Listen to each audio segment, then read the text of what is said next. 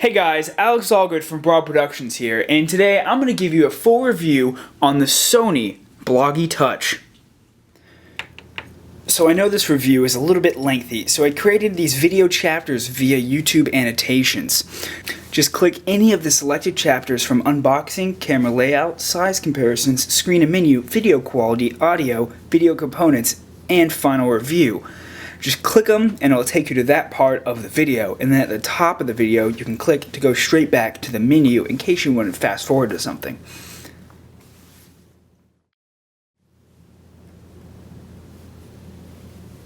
Here I am with the unboxing. We got the Sony Bloggie Touch box. Looks kind of nice, rather small. We'll open it up. And very, very nice box. Very close to like what Apple would use for their kind of boxing. But you open it up. Oh, this fell out. And then what would be the camera right there. You take it out of its nice velvet little carrying case. It's got a little velvet foam padding up here. A nice foam velvet padding right there. Very nice, very high quality. Then you have all your little paperwork down here. The typical Sony stuff, 1-year warranty if you bought it with one. Your manuals, your heavy-duty manuals, I guess, and advertisement for other Sony products. And then you get a wrist strap, which would be at the bottom, which is very nice, very easy to use. It is a small camera. It can fall out of your hand while taking videos of wild bears jumping off cliffs. So that's nice. You don't want them to catch it. And then a USB extender. Just so you don't have this just hanging in your camera, you can plug this USB in and plug it in right there so it doesn't damage the USB connector, even though I would assume Sony would make it strong enough for the USB connector to hold itself into your laptop and or computer. Alright, so let's go ahead and look at the physical side of the Sony Bloggie Touch. As you can see, it's very stylish. You can't really see in the camera, but it's got like a brushed aluminum kind of look right here. Very nice with the Sony and the chrome around the camera lens. Right here you got your, if we open it up, your HDMI port, so you can plug it into your HD TV. Very handy. I think it's one of the few blog cameras that offers straight HDMI out. On the other side you have Bloggie, the speaker, 3-hole speaker, the on and off button, a little LED light that shows you when you're charging and when you turn it on and record, and then the 2-press button shutter for the camera option. Go around, you have tripod support, the little adapter for the wrist strap, and of course your flip out USB, which is very easy to do. Does that. Even has a, if you can see it, a little thing that says push in case you're slightly off in the head and you don't know what that does. There you go. Easy instructions. And then you of course have your record button. It's one button, very easy to push, looks nice, has a little chrome edge to it, and of course a little red dot. And there's me. Hey, what's going on? Let's go ahead and compare this size-wise to some other common household items, like a credit card. Here we go. Nice little vanilla gift card I got. It has no money on it, so if you try to steal the card number, it will not work. But obviously, thickness does not matter on a credit card. But when I hold this straight up, the credit card is actually a little bit taller than the Bloggie, so it's really small. You can see lengthwise, it's about what, half an inch taller, like that. Front and back. And then I have an iPhone 4, which is very comparable to this camera, but sadly it is in my OtterBox case and I do not want to take it out. Sorry if it's a little blurry, I can't really adjust the camera. But the iPhone 4 in the Defender case is considerably larger. Right there. Oh, there we go. Like that. But I know since obviously I had the iPhone 4 out of the case, that the iPhone 4 is slightly bigger than the Bloggie Touch. This is smaller and really easy to use. fits right in your hand wonderfully. Have it like that, boom. The Sony Bloggie Touch is also the smallest and, in my opinion, the sleekest blog MP4 camera on the market compared to Kodak and the flip cameras. It looks great, small, touchscreen, and by far the smallest, sleekest, easiest to put in and out of your pocket camera, I think, on the market. Alright, so let's look at the menu inside of the Sony Bloggie Touch. Let's see, we'll turn it on with one button. There it is. Oh, if I can adjust my camera a little bit. There you go, now you can see this. Alright, so you have some options. You have zoom, which is digital zoom, so it just increases pixel size, so the more you zoom in, the worse quality the picture gets. You have a timer option, settings. Oh, there's the settings. You have beep, language mode, your output, format, date and time, USB settings. You know, the easy stuff. Click back. And, oh, there you go. The auto rotation, I guess it has an accelerometer inside. So when you go like that, boom, you can go automatic landscape and portrait. But there is one flaw about this. If you start the record button like that, and then you go like that, it automatically films your video in portrait mode, which can be really annoying because on the fly you'll be like, oh, boom, and then go like that to get full 1080 widescreen, and then your video turns out like that. Like that, and then you go like that. It automatically films your video. Wow, that sounds pretty funny. But it's something you really have to watch out for and learn how to do. Properly to make sure you always have the camera like this when you start to film.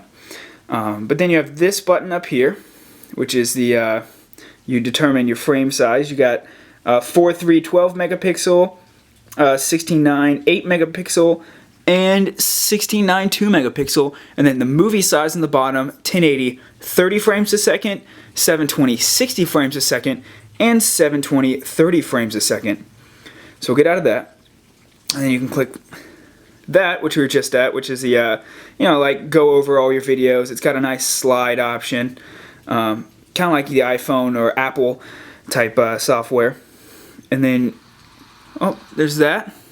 You click it, and now you can swipe through videos. It's actually really neat. The touchscreen is very sensitive, but once you get used to it, it works quite well. There's my friend Brandon earlier today. And then all these are pretty self-explanatory. You can fast forward through it, and click play, all that, and then click that button in the corner to go back to the play menu, and then X to get out, and here we are back in film mode. And then you can click the picture button. It autofocuses, and then you have your 12 megapixel picture. Wonderfully easy to use menus. So the Sony Bloggie Touch has super crisp 1080p footage in good sunlight or good indoor lighting. But other than that, it's so iffy and rather grainy, especially in night shots. It's still in full 30 frames a second or 60 frames a second. It does not lag and have a rolling shutter or anything, but when you record in nighttime or in low light situations, the video starts to get really grainy and loses a little bit of color. In my opinion, it's usable. It still works fine. You still have a good frames per second. It doesn't drop any frames at all, so it's still crisp and smooth as you record. It's just grainy and loss of color. Then the worst thing about the Sony Bloggie Touch is right here, ladies and gentlemen, right here. Not the lens itself, but the autofocus. Yes, the autofocus. You'll be sitting there in any situation where it's not lit perfectly. It'll take about 10 to 15 seconds to autofocus. This is only with mine. I have not seen any reviews online complaining about the autofocus, so it may be just my model, or maybe me freaking out because I'm a little bit obsessive. But it does take forever to autofocus. You can halfway press the shutter button, And before you take a picture, it autofocuses, so you can autofocus on what you're doing and then start to record, just in case it's not focused when you click record. So doing that helps, but has not totally fixed the problem, because you can record something in macro mode, because this will film something up to 4 inches away. And then it'll stay focused in macro mode, so you'll go up and try to record something else, and it'll be blurry for like 10-15 seconds until it decides, oh hey, let's autofocus. It's really annoying, but you know, if you know what you're doing, you can get a workaround to it. It does have fairly good audio, much better in my opinion than the iPhone 4.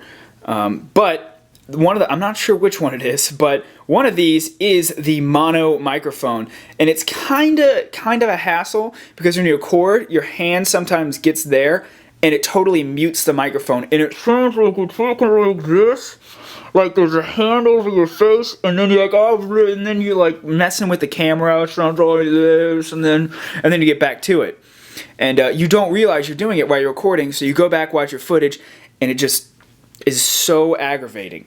But you know, if you learn, like I have, not to do that, learn how to autofocus, it's wonderful.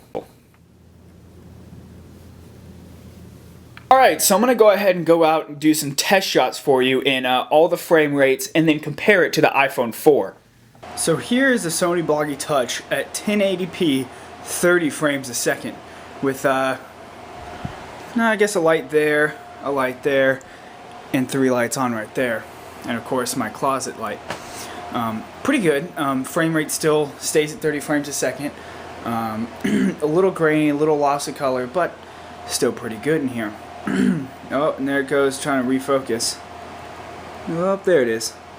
And here it is at 720p at 60 frames a second. You can notice how smooth it is, how there's barely any motion blur when you go side to side. If you're very fast-paced and shaky a lot, definitely recommend 60 frames a second, because when you convert it to 30, a lot less motion blur, looks a lot better. And you can tell the image stabilization on this is a 10 out of 10. It does a great job keeping your video nice and still. And here we are at 720p at 30 frames a second. You can notice there's much more motion blur when you go side to side, and it seems a little awful when you shake it. You can see lots of circle of colors, a little loss of color here and there, but overall still pretty good. Oh, there's it trying to autofocus. Oh, and it can't fix itself. Fantastic. And and here we are on the iPhone 4, filming in full HD.